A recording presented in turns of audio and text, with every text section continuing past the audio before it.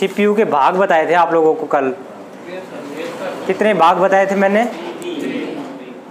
CPU को मुख्य रूप से 3 भागों में डिवाइड किया था। कौन कौन से भागों में डिवाइड किया था?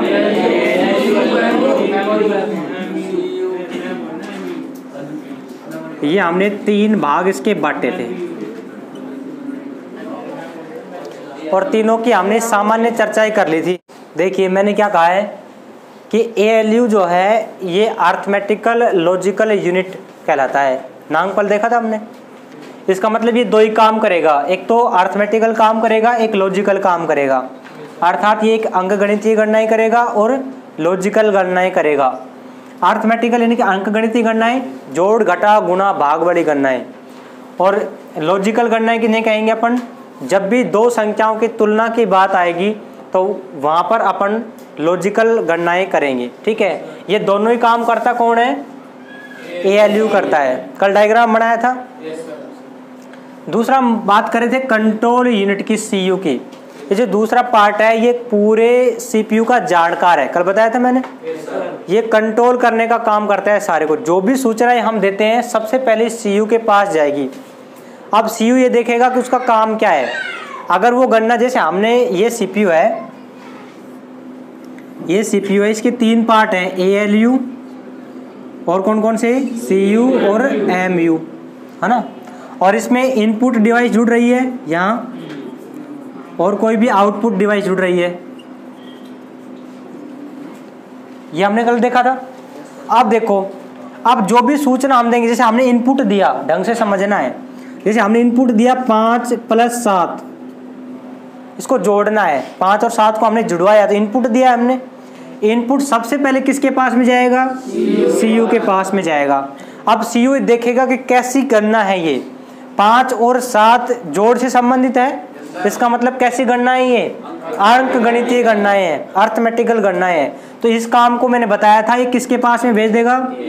ALU के पास में भेज देगा, क्योंकि अर्थमेटिकल से संबंधित जो भी गणनाएं हैं वो ALU करता है। तो ALU उसको तुरंत करेगा और डिस्प्ले पे दिखा देगा।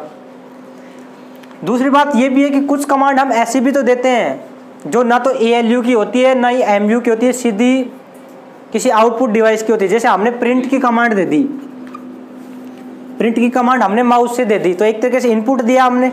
तो ये इनपुट सबसे पहले किसके पास में जाएगा? CU के पास में जाएगा।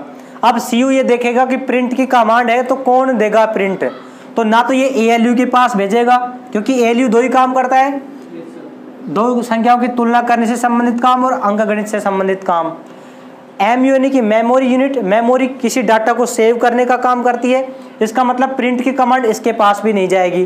तो ये सीधी जो कमांड है वो सीधी आउटपुट डिवाइस के पास में भेज देगा, सीधी प्रिंटर के पास में भेज देगा, और सीधी वो कमांड आपकी प्रिंट होके आ जाएगी।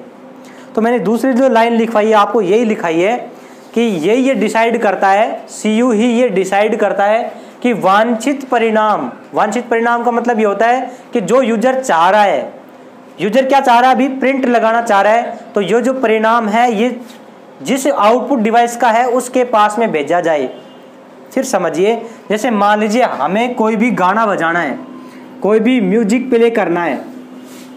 अब म्यूजिक प्ले करने के लिए आपको पता है कि कोई ना कोई आउटपुट डिवाइस ऐसी होनी चाहिए जो म्यूजिक हमें सुना सके, अर्थात स्पीकर लगे रहने चाहिए। अब होता क्या है, जैसे ही म्यूजिक की हमने कमांड दी इसको कि ये इनपुट कमांड सबसे पहले किसके पास में जाएगी? CU के पास में, क्योंकि CU का मतलब होता है नियंत्रक इकाई, कंट्रोल यूनिट, पूरे CPU को कंट्रोल करने का काम करता है।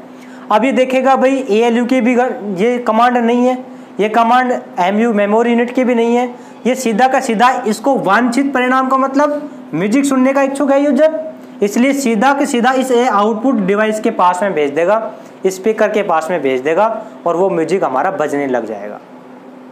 तो कंप्यूटर की कार्य प्रणाली मेरे हिसाब से समझ गए होंगे। इसके बाद में अपना जो थर्ड जो पॉइंट है, सबसे इंपॉर्टेंट पॉइंट है, ये है MU।